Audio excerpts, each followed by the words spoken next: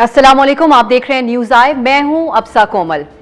आज भी हमेशा की तरह सियासी माहौल मुल्क में गर्म रहा। जिस तरह से हर रोज हम देखते हैं बहुत सारी सियासी एक्टिविटी हो रही होती है।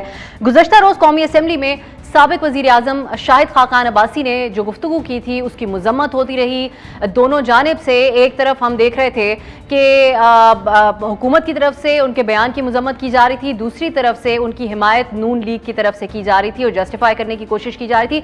वज़ीर दाखिला शेख रशीद, शहबाज गिल साहब और दीगर ने साबिक वज़ीर आज़म के रिमार्क्स की मजम्मत की।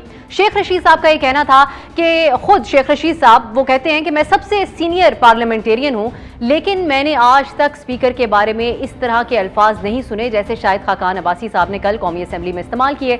मुस्लिम लीग नून की रहनुमा अज़मा बुखारी भी फिर खाकान अब्बासी साहब की हिमायत में सामने आई और उन्होंने कहा कि शाहिद खाकान अब्बासी से माफ़ी का मुतालबा करने वाले पहले अपने कायद से माफ़ी मंगवाएं। वज़ीर आज़म इमरान खान ने भी आज PDM और शुगर माफिया को आड़े हाथों लिया, बहुत सारे बयानात आए।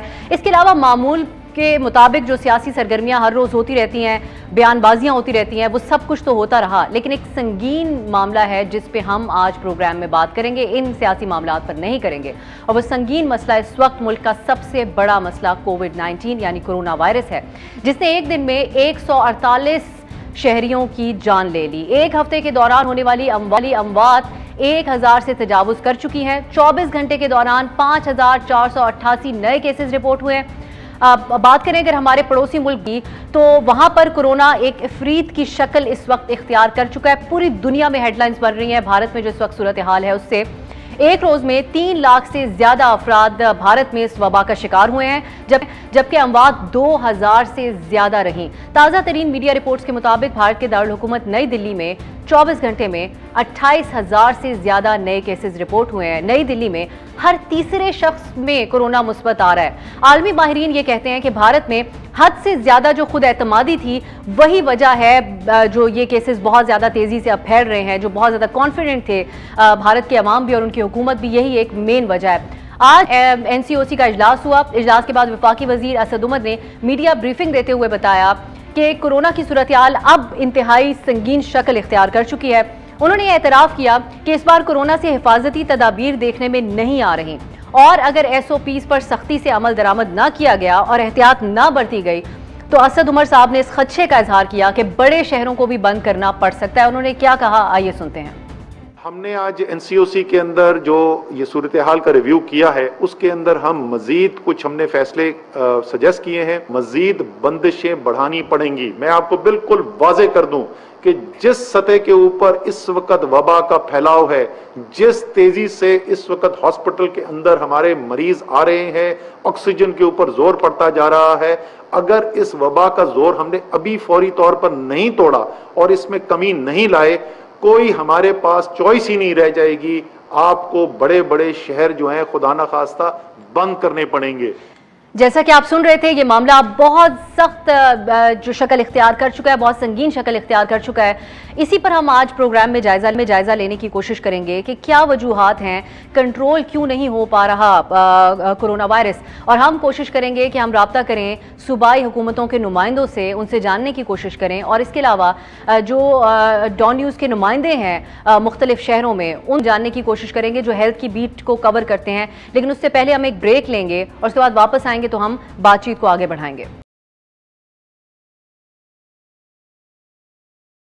ब्रेक के बाद खुश आमदीद। हम बात कर रहे हैं कोरोना वायरस की, जिसकी तीसरी लहर ने जो सबको परेशान करके रख दिया है। असद उमर साहब ने इस बात का ऐलान किया कि अगर सूरत हाल ऐसी ही रही तो बड़े शहरों को भी बंद करने की, मुकम्मल तौर पे लॉकडाउन करने की नौबत आ सकती है। इसी मामले पर गुफ्तगू करने के लिए हमने प्रोग्राम में दावत दी है सूबाई हुकूमतों के नुमाइंदगान को, और हमारे साथ इस सिलसिले में मौजूद हैं बलूचिस्तान हुकूमत की नुमाइंदगी कर रहे हैं लियाकत शाहवानी साहब, बहुत शुक्रिया आपका। हमारे साथ सिंध हुकूमत की नुमाइंदगी कर रहे हैं तैमूर तालपुर साहब, आपका भी बहुत शुक्रिया। और मुसरत चीमा साहिबा भी हमारे साथ इस सिलसिले में मौजूद होंगी, पंजाब हुकूमत की नुमाइंदगी भी करेंगी और हमें बताएंगी कि क्या किया जा रहा है हुकूमत की तरफ से सारे मामले को कंट्रोल करने के लिए। अब हंगामी बुनियादों पर क्या इक़दाम होंगे। सबसे पहले हम सिंध का रुख करते हैं और तालपुर साहब आपकी तरफ आएंगे, क्योंकि अब से थोड़ी देर पहले ये खबर आई है कि जो 50% जो सैंपल्स पहले इकट्ठे किए गए थे उनमें से 50% सैंपल्स में बरतानवी कोरोना वायरस की तस्दीक हो गई है सिंध में। सिंध हुकूमत अब हंगामी बुनियादों पर इस सारे मामले से निपटने के लिए क्या इकदाम करने जा रही है? बिस्मिल्लाहिर्रहमानिर्रहीम। बिल्कुल जी, आपने सही फरमाया। जो हमारे लेटेस्ट रिपोर्ट आई थी, जो हमें एक टेस्ट किया है जिसको जेनम टेस्ट कहते हैं, उस टेस्ट के थ्रू हमें ये कंफर्म हो गया है कि जो भी हमारे पास केसेस अभी कोरोना के आए हैं उनमें 50% से कुछ ज़्यादा इंग्लैंड वेरिएंट उसके अंदर शामिल है। और आपको पता होगा कि eight the moment one of the most dangerous variants is the England variant, जिसमें 70% इन्फेक्शन का खतरा होता है, यानी कि 70% तक वो इन्फेक्शस होता है। हालांकि जो हमारा पिछला वेरिएंट था वो काफ़ी इससे कम इन्फेक्शस था। हम बेहद इसरार करते रहे, हम रिक्वेस्ट करते एनसीओसी को और फेडरल गवर्नमेंट को कि मेहरबानी करके अगर आपको ये सिचुएशन कंट्रोल करनी है तो जो भी हमारी बाहर से फॉरेन फ्लाइट्स आ रही हैं, आप उन फ्लाइट्स को 15 दिन के लिए क्वारंटाइन में सारे पैसेंजर्स को लेके जाएं। पहले हाँ की गई पर कोई रद्द-ए-अमल नहीं हुआ इस पर, और उसका आप उसके असर देख रहे हैं पंजाब पे, केपीके पे, और अब फाइनली कराची पर भी उसके असरात सामने आना शुरू हो गए हैं। हमने एक ये रिक्वेस्ट की थी, जो हमारी रिक्वेस्ट नहीं मानी गई, और दूसरे नंबर पे हमने ये रिक्वेस्ट की थी कि जो इंट्रा सिटीज़ हैं और जो इंट्रा प्रोविंशियल ट्रांसपोर्ट है उसको इमीडिएटली बंद किया जाए, ताकि जो जहाँ पर मसले मसाइल है और इन्फेक्शस केसेस हैं वो वहीं पर सबटाज हो जाए, बजाय इसके के बाकी सूबों में फैलते गए। पर उस पर भी अभी तक द फेडरल गवर्नमेंट और the NCOC has not given any heed to such an important matter of at the moment right now. तो लिहाजा हम उन दो गुजारिशों पे भी कायम हैं। प्लस हमारी ये भी गुजारिश थी कि आपने देखा जब सिंध इस पेंडेमिक से डील कर रहा था तो हमारा एक बहुत ही बेहतर रिजल्ट आया, and the reason for that was कि हमने वहाँ पे प्रॉपर फुल लॉकडाउन दिया था। जो आप ये लॉकडाउन दे रहे हैं, इंटेलिजेंट लॉकडाउन, ये काम नहीं कर रहा है। Kindly follow what Sindh did, ताकि आप भी इस मसले मसाइल से निकल सकें। एक स्कूल बंद करना, एक स्कूल खोलना, ये कहीं का हल नहीं है। अगर आप इस सूरत हाल जी जी जी ठीक, आप अगर मुकम्मल कर चुके हैं तो ये मुकम्मल लॉकडाउन की तरफ ही अब आप इन हालात में भी जाएंगे। अब आगे आप लोग क्या करने जा रहे हैं, हम इस पे भी आएंगे आगे जाके। मुसर्रत चीमा साहिबा स्टूडियो में मुझे ज्वाइन कर चुकी हैं। मुसर्रत साहिबा, आपसे सबसे पहले हम ये जानना चाहेंगे, यूके वेरिएंट ये पे बहुत ज़्यादा ख़तरनाक है, लेकिन आपके लोगों के अंदाजे के मुताबिक इसके इतने ज़्यादा फैलने के पीछे बुनियादी वजूहात क्या हैं? बिस्मिल्लाहिर्रहमानिर्रहीम, बहुत शुक्रिया। सबसे पहले तो मैं ये अर्ज़ करूँ कि ये जो थर्ड वेव है it's very lethal all over the world.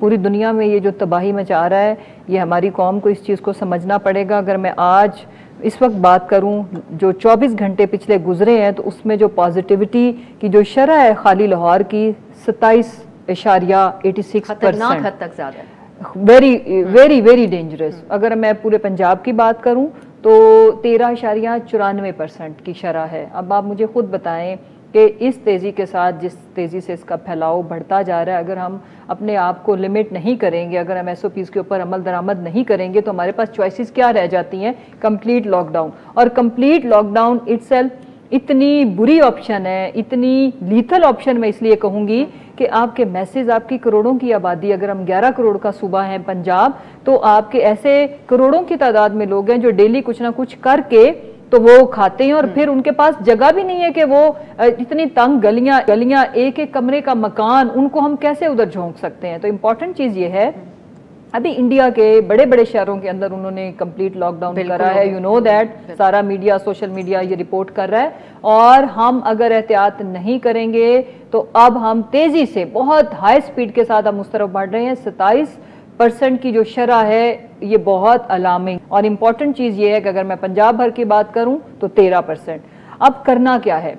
करना ये है कि हमने जैसे इकदामात पैरेलल, सारी वैक्सीनेशन भी चल रही है। 50 साल से ज़ायद उम्र की आज शुरू होगी हुई है, लगना भी, पहले उसकी रजिस्ट्रेशन हमने अलाउ करी थी।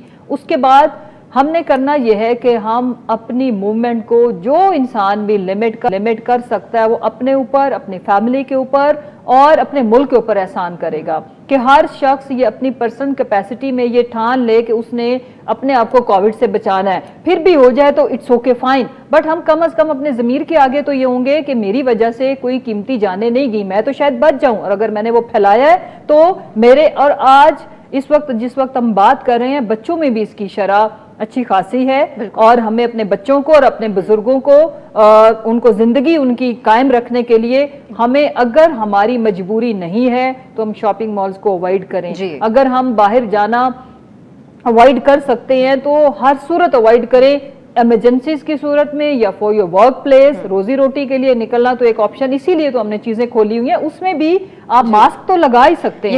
यकीनन। अब हम बलूचिस्तान का भी रुख कर लेते हैं, फिर हम वापस आएंगे, हम वैक्सीन के ऊपर भी बात करेंगे और हम तफसील में जाएंगे उसकी भी। बलूचिस्तान की तरफ जाएंगे तो शाहवानी साहब आपसे जानना चाहेंगे, आप क्योंकि बजाते खुद भी बहुत ज्यादा इस बारे में अवेयरनेस देने की कोशिश करते रहे हैं, आपके जाती ख्याल में क्या वजह है कि केसेस बढ़ रहे हैं? ये यकीनी तौर पे बात दुरुस्त है कि जो यूके वाला वेरिएंट है इसमें कोई उम्र की भी कैद, पहले तो होता कि मुअम्मर अफराद को हो रहा है, अब बच्चों को भी हो रहा है। वजूहात क्या है इसकी बुनियादी तौर पे आपकी नज़र में?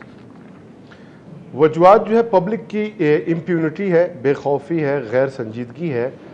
पिछले साल जो ही कोरोना के जो पहले 1-2 केसेस रिपोर्ट हुए तो लोगों में खौफ था इंटरनेशनल मीडिया की वजह से, और बाज़ लोगों से मैं उस वक्त मिला वो इसका लफ्ज़ कोरोना अपने ज़बान पे लाने के बजाय इस्तिलाह इस्तेमाल करते थे नई वबा या नई बीमारी जो आई है, इससे लोग मुतासिर हो रहे हैं, ये खौफ का आलम था।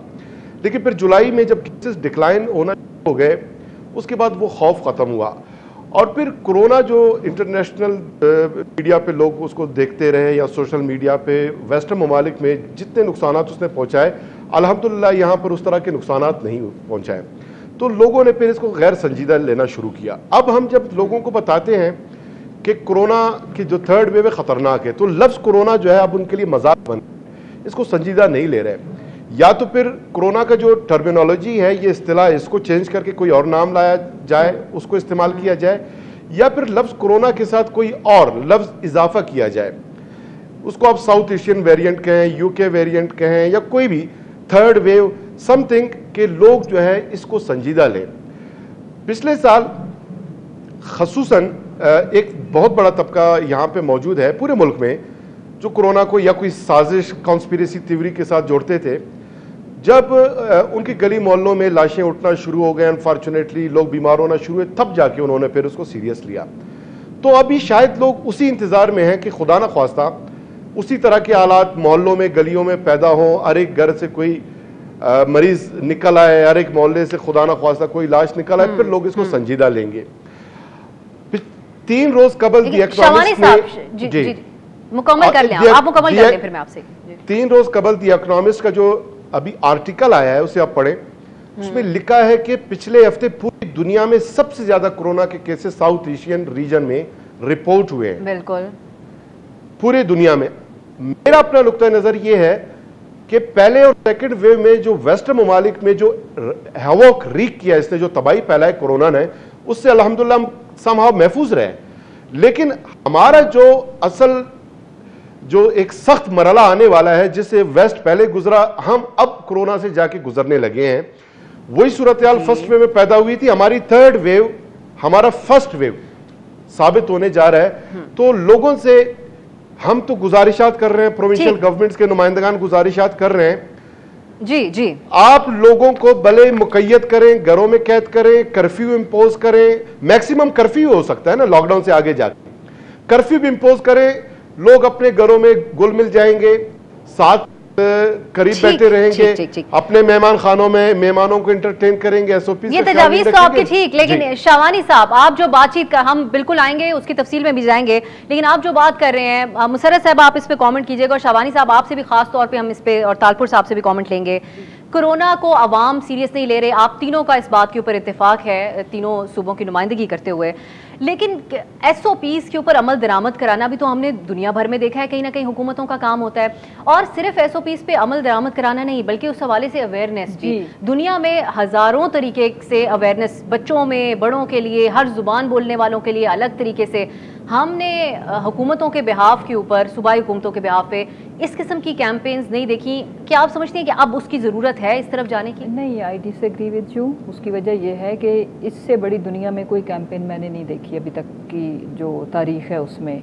सोशल मीडिया और ये ऐसी वबा थी जो हर मुल्क में है, तो आप दुनिया का कोई चैनल ऑन करो, आप पाकिस्तान के तमाम चैनल्स ऑन करो, फिर जो मीडियम थे एडवर्टीजमेंट के, मसलन चूँकि स्कूल, थिएटर्स ये सब तो बंद था तो वो हम यूज़ नहीं कर सके, हमने बिल बोर्ड्स के थ्रू, आप फ़ोन किसी का अभी आप कॉल करो तो आपकी जो रिंगिंग टाइम है उसमें आपको मैसेज मिलता है। ये बात दुरुस्त। फिर उसके बाद आप को कॉल आती है तो उसमें जो वेटिंग में अगर आप जाते हो तो इसमें सेलुलर कंपनीज ने अपनी कैंपेन्स डिजाइन, लेकिन कहीं कमी तो रह रही है ना। मैं अर्ज करती हूँ कमी रह रही है अप्रोच में, और उसकी वजह आई एग्री विद शाहवानी भाई कि पहली 2 वेव्स ने पाकिस्तान के अंदर कोई खास इम्पैक्ट नहीं डाला, तो ये गलती, ये मुगालता है लोगों को कि अभी भी कुछ नहीं होगा। और इस वक्त ये भी मैं अर्ज करूं कि लोगों को इसके लीथल होने का अंदाजा इस चीज से कि आप सोशल मीडिया उठाओ, आप अपने सराउंडिंग्स में देखो, हर आपके जानने वालों में, आपके फैमिली मेंबर्स में या तो किसी को हुआ और वो जान जाते जाते बची है, और अब डेथ्स रिपोर्ट हो रही हैं हर जगह पे। तो अभी लोगों को अंदाजा है, फिर भी ये कैजुअल एटीट्यूड ये बिल्कुल भी समझ से बाहर है। जहां तक एसओपीज पे अमल दरामद कराने की बात है तो हमने पंजाब की अगर मैं बात करूं, हमने जीरो टॉलरेंस शो की, हम FIR भी करते हैं। हम का जो जिस मॉल के अंदर, जिस शॉप के अंदर बेसिक्स SOPs जो बताए गए हैं वो फॉलो नहीं होते, हम उनको बंद भी करते हैं, सील भी करते हैं गैर मुअय्यना मुद्दत के लिए। इवन हमने मास्क ना पहनने के ऊपर भी लोगों को पकड़ा, थानों में डाला। बट आप 11 करोड़ का सूबा है, 11 करोड़ के ऊपर 11 करोड़ नफरी होती नहीं। अगर इस बात के जिस तरह आप कह रही हैं, हम और जेलें इतनी बड़ी नहीं है कि हम जाके 2-2 लाख लोग भरते। बिल्कुल दुरुस्त बात आप कह रही हैं। अगर इतना भी हुकूमत के कहने के बावजूद भी एहतियात नहीं करते तो फिर क्या कर सकते हैं? हम तालपुर साहब से भी जानेंगे कि सिंध में अब क्योंकि 50% सैंपल्स में UK वेरिएंट की निशानदेही हो गई है, तो अगर अवाम नहीं SOPs पर अमल दरामद करेंगे तो आपकी हुकूमत, सिंध हुकूमत क्या करेगी उनके साथ? जानेंगे एक ब्रेक के बाद।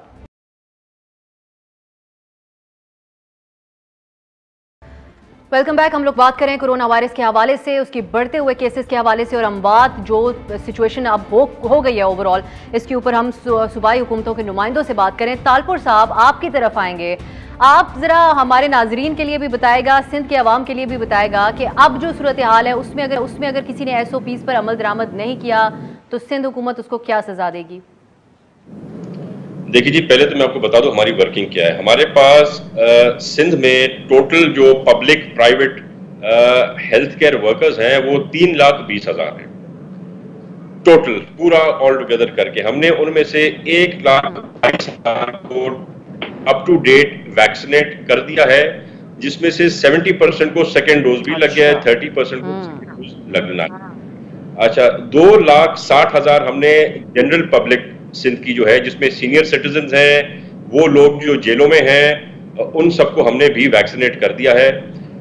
काफी हमें फोर्स करना पड़ा है क्योंकि लोगों में वो अभी तक शऊर नहीं है। Yes, health care workers are all willing. पहले एक डर था, एक खौफ था कि वो इससे अवॉइड करेंगे, पर कोई भी ऐसा हेल्थ वर्कर के हमें एक भी शिकायत नहीं है जिसने अवॉइड किया हो। अब दूसरे नंबर पे आते हैं कि क्या हम कर रहे हैं। देखें जी, आपने 2 चीजें की थी, एक तो अवेयरनेस की बहुत अशद जरूरत है, और दूसरा आपने कहा कि SOPs फॉलो कराने की। तो मैं आपकी पहली बात से एग्री नहीं करता। सिंध में जो अवेयरनेस कैंपेन्स चली हैं वो अल्हम्दुलिल्लाह बहुत ही जबरदस्त कैंपेन्स हैं।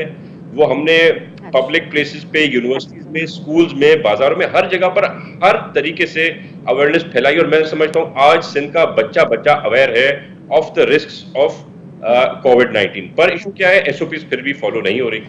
अब क्या हमारी मजबूरी है? कोई नाराज यही मेरा सवाल है। मैं अपने सवाल को भी थोड़ा बदल देती हूँ क्योंकि आप दोनों ने डिसएग्री किया मुझसे।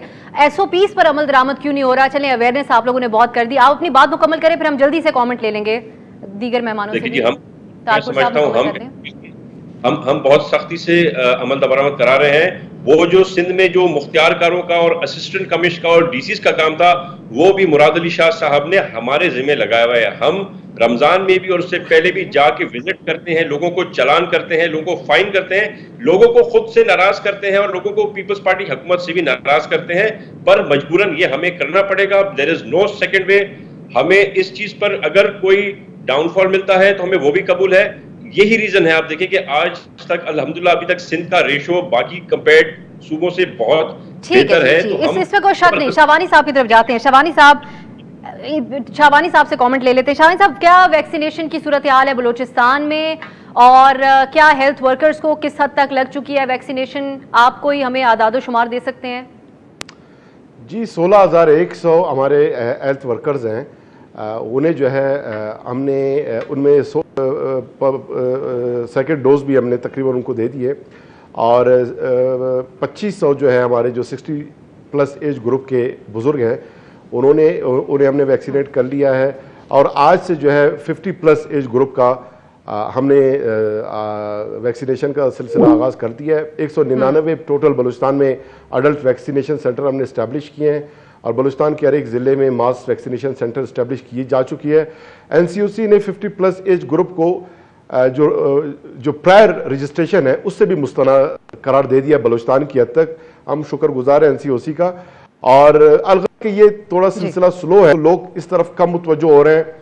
और दूसरा ये है कि 1116 जो है नादरा जो रजिस्ट्रेशन का अमल है उनका सॉफ्टवेयर बड़ा स्लो रिस्पॉन्ड कर रहा है, वो भी एक इशू है। अच्छा, ये और ये विफाक तक उठाया गया इस मामले को? जी जी, हमने इसको टेकअप किया, और मुझे लगता है कि पूरे मुल्क में यही सूरत हाल होगा। इसको जो है प्रॉम्प्ट करने की जरूरत है। और SOPs का जो आप जिक्र कर रहे थे, मैं सिर्फ इतना गुजारिश करूं कि गवर्नमेंट्स के लिए SOPs पे अमल दरामद मुश्किल नहीं है, बिल्कुल हमारे लिए आसान है, हम प्रैक्टिस करके देखा है। सिर्फ अफसर गुजारिश ये है कि लोगों की जो मईशत जुड़ी हुई है उस सख्त इम्प्लीमेंटेशन के साथ, उस सख्त लॉकडाउन के साथ, 8 लाख डेली वेजेस वर्कर्स जो है। मैं मुशर्रफ साहब का आखिरी कमेंट इस पे लेना चाह रही हूं। जो आप बात कह रहे हैं, यकीनी तौर पे प्राइम मिनिस्टर जब स्मार्ट लॉकडाउन की बात करते हैं तो अब लेकिन वो काबिल अमल हमें कहीं किसी हद तक नजर, जैसे असद उमर साहब जिसका इजहार करे, अब नहीं नजर आ रहा जो अब सिचुएशन है। आखिर में वैक्सीनेशन के हवाले से आप कमेंट कीजिएगा। जी, मैं ये कि एक तो ये कि हमने 50+ को हमने आज से वैक्सीनेशन लगाना शुरू कर दी है, और पंजाब गवर्नमेंट ने $150 मिलियन की खतीर रकम हमने मुख्तस की है इसको प्रोक्योर करने के लिए, फेडरल गवर्नमेंट के अलावा, बिकॉज हमारी आपको पता पॉपुलेशन बहुत ज्यादा है। फेडरल गवर्नमेंट से भी हमें जो भी वो प्रोक्योर करेंगे उसका भी हमें according to the population share मिलेगा। इसमें जो अहम चीज है जी, वो तो उनके लिए तो वो तो जो हेल्थ वर्कर भी है उन सबको लगनी है, और लग रही है सिर्फ उनके दुनिया में। हमने भी पहले मरले में सिवाय उनके जिन्होंने खुद नहीं लगवाई, वो भी अब लोग इनकरेज हो रहे हैं। और जो सिचुएशन है, इंपॉर्टेंट चीज what I want to share कि देखें, इसमें लोगों को वैक्सीनेशन अभी भी हमारे पास इनफ है, लोगों ने आना है तो लगनी है। और एज लिमिट हमने इसलिए की हुई है ताकि अचानक से वो प्रेशर ना पड़ जाए और एक कोई बदनज़मी और कोई उस तरह का सिलसिला ना हो। अगली चीज जो सबसे इंपॉर्टेंट चीज है, इवन वैक्सीनेशन के बाद भी फिर भी एहतियात तो जरूरी है। इंपॉर्टेंट चीज ये है कि ये जो नया वेरिएंट है, इससे अपने आप को, बच्चों को महफूज करने का एक ही तरीका है कि कोई आपको कहता है या नहीं, गवर्नमेंट तो कर ही रही है अपनी हर तरह की सारे सूबों की गवर्नमेंट अपने लेवल पे बहुत मेहनत कर रही है। इंपॉर्टेंट चीज ये है कि लोगों को सीरियस होना पड़ेगा अपनी जिंदगी बचाने के लिए। सबसे बड़ी उनकी कंट्रीब्यूशन सिर्फ ये है कि वो अपने आप को कोरोना होने से बचाएं। तो इसका मतलब ये है कि उन्होंने मुल्क की खिदमत की है और उन्होंने इसके बचाव में हिस्सा डाला। बिल्कुल, आपका बहुत बहुत शुक्रिया मुसर्रत चीमा साहिबा, लियाकत शाहवानी साहब, तैमूर तालपुर साहब, आप तीनों ने हमारे प्रोग्राम के लिए वक्त निकाला और इस मामले पर गुफ्तगू की। जिस बात पे सबसे ज्यादा जोर हमारे मेहमानों ने दिया वो यही है कि सबसे ज्यादा एहतियात अवाम को खुद करनी होगी। और एक और बात ये कि वैक्सीन के लिए खुद को रजिस्टर करवाइए। अगर आपकी उम्र के उस हिस्से में आते हैं जिसका ऐलान किया गया है, लाजमी तौर पर खुद को वैक्सीनेशन के लिए आप रजिस्टर करवाइए। अभी हम एक ब्रेक लेंगे और उसके बाद सिंध से खास तौर पे हमारे साथ हमारे नुमाइंदे मौजूद होंगे, उनसे सिचुएशन जानेंगे कि वहां पे क्या इकदाम किए जा रहे हैं।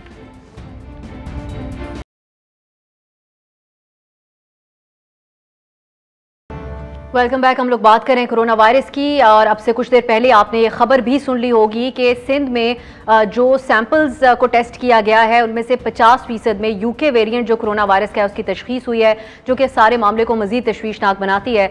हमने खासतौर पर रब्ता किया है bureau chief Dawn News Karachi Qazi Hasan साहब हमारे साथ मौजूद हैं, और उनसे हम जानेंगे कि उनकी इत्तलात क्या हैं और वो क्या देख रहे हैं इस वक्त सूबा सिंध में और बिलखुसूस कराची में। बहुत शुक्रिया काजी हसन साहब आपके वक्त के लिए। अब से कुछ देर पहले हमारे साथ मौजूद थे तैमूर तालपुर साहब, और वो दावा कर रहे थे कि सबसे ज्यादा अमल दरामद सिंध में हो रहा है SOPs के ऊपर, और इम्प्लीमेंटेशन भी SOPs की सबसे ज्यादा सिंध में ही करवाई जा रही है। आप ऑन ग्राउंड क्या सिचुएशन देखते हैं? देखिए, जहाँ तक SOPs की अमल दरामद की बात है तो ऐसा नहीं है कि यह मुकम्मल तौर पे सिंध इस पर मुकम्मल तौर पे अमल दरामद कर रहा है या यहाँ के अवाम अमल दरामद कर रहे हैं, लेकिन ये बात बिल्कुल किसी हद तक दुरुस्त है। जब ये कोरोना वायरस आया है तो उस वक्त से डे फर्स्ट से लेके इन्होंने बहुत अच्छे जो इक़दामात उठाएं जिसकी वजह से काफ़ी हद तक जो है सिंध जो है और ख़ुसूसन इसका जो बड़ा शहर कराची है वो इस कोरोना की वबा से काफ़ी हद तक जो है महफूज रहा है। लेकिन जो ये तीसरी लहर जो अब आई है जो कि बरतानिया वायरस है, और आज वज़ीर सेहत ने भी तस्दीक की है कि तो जो सैंपल्स लिए गए उसमें से तकरीबन 50% में ये तशख़ीस हुई है जो बरतानिया के वायरस है। इस हवाले से आज जो तर्जुमान सिंध हुकूमत से ने भी एक प्रेस कॉन्फ्रेंस की थी जिसमें उन्होंने कहा कि सिंध में गुज़श्ता चंद हफ्तों से तकरीबन 2 से 2.5 कोरोना मुस्बत केसेस की शरह थी, लोग के अब तकरीबन 6% से ज़्यादा बढ़ चुकी है, जिस पर उन्होंने तशवीश का इज़हार भी किया है। एक जानिब वज़ीर सेहत जो ख़ुद एक डॉक्टर भी हैं और उन्होंने काफ़ी बेहतर इक़दाम किए हैं, और ख़ास तौर पर काजी साहब उसके बाद कोई इमरजेंसी बुनियादों पर आपको हुकूमत एक्टिव नजर आ रही है? कोई नए इक़दाम के लिए लॉकडाउन के हवाले से कोई नई पॉलिसी आने जा रही है? साथ ही आप इस बात का भी हमें बताइएगा कि जो इंतजामात अस्पतालों में आप कैसे देख रहे हैं? उससे पहले हमें मुख्तलिफ पंजाब से भी सिंध से भी कुछ शिकायत मरीजों की तरफ से मौसूल हुई थी। वेंटिलेटर्स की क्या सिचुएशन है? ऑक्सीजन की फराहमी की क्या तैयारी है सिंध हुकूमत की सारी सूरत हाल में? देखिए, इस हवाले से सिंध हुकूमत पहले से ही उन्होंने इक़दाम उठाए हैं, और ख़ास तौर पे जो अस्पतालों में वेंटिलेटर की सूरत हाल है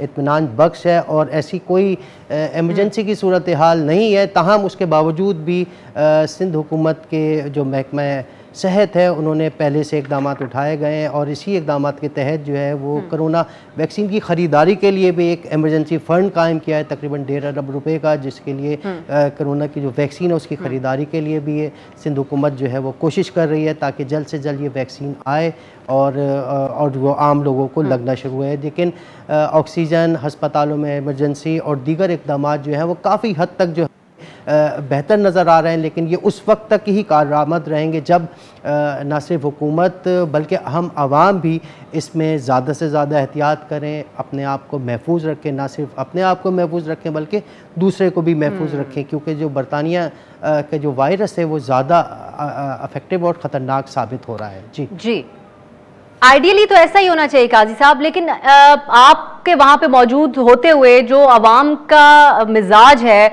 उसको आप कैसा देख रहे हैं? शुरू में जब कोरोना वायरस आया, आगाज में बहुत एहतियात बरती गई, लोग परेशान भी हुए, लेकिन बीच में एक ऐसा वक्त आया कि जिसमें एहतियात करना छोड़ दी। तो सिंध की आवाम का इस पूरे मामले के ऊपर रवैया कैसा है कोरोना वायरस का? ये रियलाइजेशन है कि मामला बहुत संजीदा हो चुका है?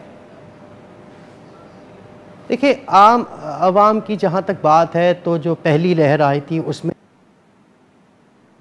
इक़दाम किए थे, बल्कि आवाम ने भी उसका रिस्पांस दिया था। लेकिन अब जो ये जो तीसरी लहर आई है इसमें हम देख रहे हैं कि अवामी तौर पे उनको कोई खौफ या जो डर की जो कैफियत, और वो पहले समझ भी रहे थे अवाम और हुकूमत भी उनको समझा रही थी, वो अब समझने को तैयार नहीं है। ख़ास तौर पे बाज़ारों में, और ख़ास तौर पे अब जो ईद का, रमज़ान मुबारक का महीना है और ईद का वक्त भी करीब ही है, तो उसमें हुकूमत भी बड़ी खौफज़दा है कि उस ईद के दिनों में जो रश है, अवामी इज्तिमा है, वो बढ़ने की वजह से ये बढ़ सकता है। और इस वक्त ये ख़ास तौर पर न सिर्फ ये भी समझना चाहिए कि ये वो अहम वक्त है जिसमें हमें एहतियात करनी पड़ेगी। जी, यकीनी तौर पर बहुत आपका काजी हसन साहब, आपने इस मामले पर तफसीलात से हमें आगाह किया। नाज़रीन, आपने पूरी गुफ्तगू सुनी, हुकूमती नुमाइंदों की भी सुनी और हमारे जो नुमाइंदे हैं डॉन न्यूज़ के, उनकी भी बातचीत आपने सुन ली। सबका इस बात पे इसरार है कि सबसे ज़्यादा जिम्मेदारी अवाम पर आती है कि वह SOPs पर अमल दरामद करें और इस वबा से पर काबू पाया जा सके ताकि इसके फैलने से। और इसके अलावा एक और अहम बात यह है कि वैक्सीनेशन के लिए ख़ुद को आप ज़रूर रजिस्टर करवाइए। हमें आज के लिए इजाज़त दीजिए, आपसे कल मुलाकात होगी। खुदा हाफिज़।